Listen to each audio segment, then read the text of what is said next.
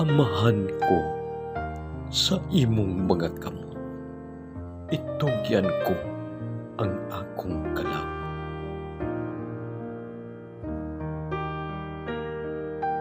Sudunga ninyo si Jesus,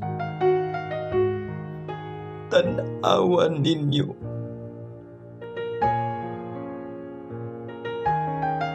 Hilabihan ang pag-antos. Daw dili na makalahutay tungkol sa mga saman ug sa dugo nga midagayday gikan sa iyang kalawasan.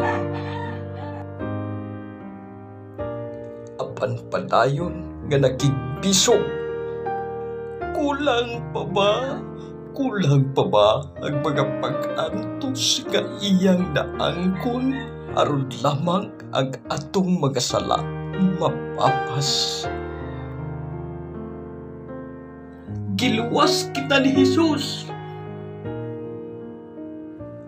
Apan kita karon wala manumbaling kung unsay angay natong ikabalos.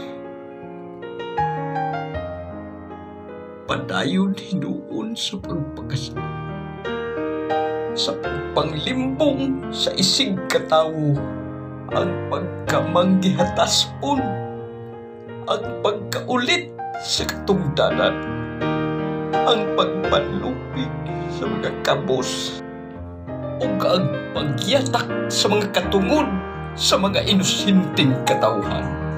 Tan-awa ang Mesiyas, dili ba matandog kanang imong galamhan?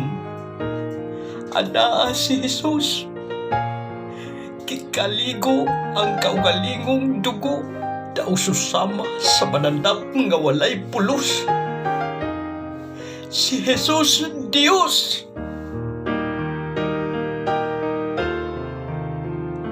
Apan nag-antos alang sa atong kaluwasan. Kita, makabuhat ba kita sa pag-antos alang sa kataluwasan sa atong isig katawo?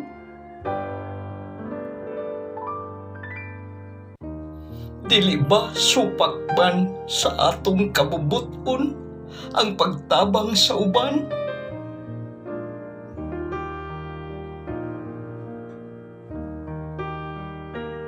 Dili ba abaton man kitang kasuya kung dunay atong silingan nga moasenso?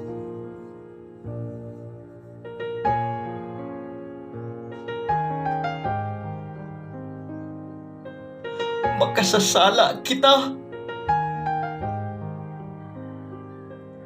Nan karon kay makasasala man kita. Dili paulahi ang tanan. Samtang aduna pa'y panahon, hinulsulan ta ang atong mga sala. Dagan, pagdali, luhod sa tiilan, Jesus, ug moingon kita, Ginoo, pasaylua kami.